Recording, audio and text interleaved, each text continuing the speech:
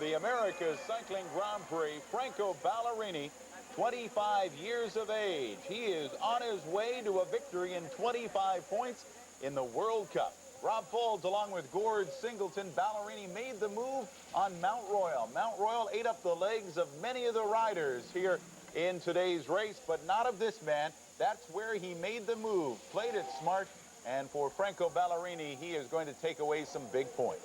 Well, there's about 5 kilometers left before the finish. It looks like he has about a minute lead over Sammy Muril's, and he doesn't appear to be slowing. He looks very, very strong. I'm sure he'll be able to take this, barring mechanical hazard. Aha, the ever-popular mechanical hazard, or just a little slip, perhaps, on a corner. But Franco Ballerini appears to be in charge. There is Sammy Muril's. He is trying to catch up. I don't believe he is going to have the energy. He is really struggling right now. Yeah, but look at this. After even over 200 kilometers in their legs, they still manage to get out of the saddle and keep it going. Well, there's Muril's. He's standing on it, trying to pick up some room on the leader, and it appears the champion, at least as Gordy said, all else failing the champion of this race. There's Thomas Wegmuller. And that was Eddie Merckx. Eddie Merckx came out and gave a signal there to Wegmuller. Yeah, Eddie Merckx was here doing a bit of a promotional thing. Eddie Merckx, 5 times winner of the Tour de France, 3 times a world champion, one of the best riders that's ever put his leg over a bike. Let me ask you, what was it like to ride against somebody like Eddie Merckx? Well, I had one opportunity early on in my career to ride against him on the track, but I never got to ride against him on the road, not being a road rider myself. But some of the fellas that I did know that did ride against him said he was just an animal, and his nickname was the Cannibal. He ate up young riders like yourself. That's why you probably stuck to the track. Well, he not only did that, but he won practically every race he put his mind to. And one year around 1970, 1971, he won 70 professional races in 1 year. Well, Claudio Chiappucci is struggling along in 4th place. He's following Ballerini, Muril's, and Wegmuller. Now, Steve Bauer is in a group chasing Chiappucci. I don't know if Bauer made the move at the right time to try to get past Claudio. There he is now, and it is grown to 4. In the group, there's Sean Kelly, along with Steve Bauer. Well, this is very interesting. They've got back together. Kelly and Donans are there. Now, remember, for Kelly and Donans riding for PDM, it's very important for them to finish high up for team overall points. But I'm certainly surprised not to see that one of these two haven't attacked, because Steve is a very strong rider, especially at this point in the race. Well, Steve Bauer's in there, and there's the world champion, Rudy Donans, along with his teammate from PDM Ultima, Sean Kelly. Coming into today's action, the PDM team had 71 points, ahead of Helvetia La Suisse with 58. Panasonic Sportlife was 3rd. 12 points will go to the first place team, and right now that is Del Tongo's Franco Ballerini. So with 2 riders, though, appearing to be in the top 10, it looks like the PDM squad will be improving their lot on the World Cup team standings. It's not going to hurt Rudy Donans at all being in the top 10. The question is, where is Gianni Bugno right now? Well, we're not really sure. We know Gianni Bugno is in that group behind the Steve Bauer group.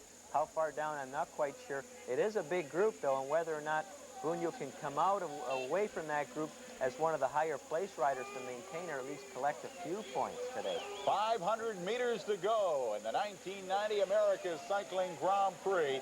One quick look before he made it to the top.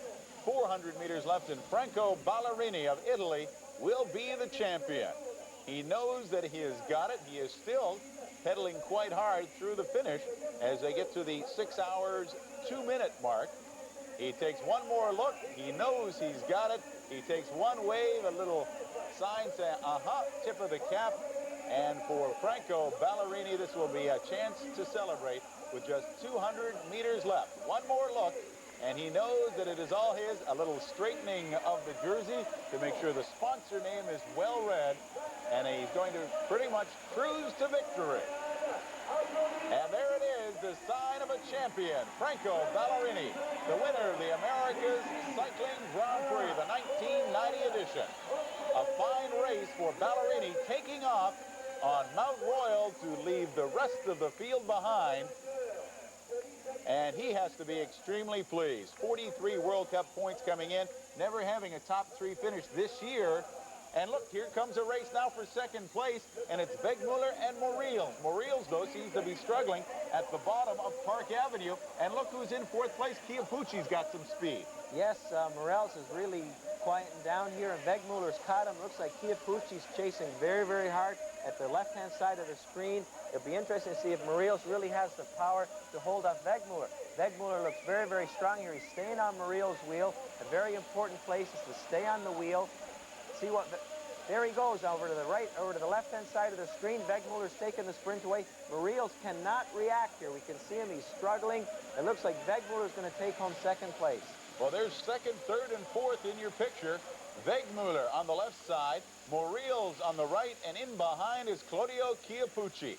So the charge off that slight incline on Park Avenue paid off for Thomas Wegmuller, and he will finish second in the America's Cycling Grand Prix with 200 meters remaining. Ballerini has it locked. Morils trying, but he's not going to catch Thomas Wegmuller. So Wegmuller, who melted in the heat and humidity last year, makes up for it in the damp as he comes through for second place and a strong finish for his team. So Ballerini in first for Del Tongo. Weinmann's Wegmuller. Bauer reacted very well. Steve Bauer charging in as well. He's going to take fifth place. Canadian Steve Bauer in ahead of Sean Kelly, Louis de Koning, and Rudy Donans. Nice charge. Donans made the move, but Bauer, anticipating, reacted so very well. Oh, great move for Steve, and he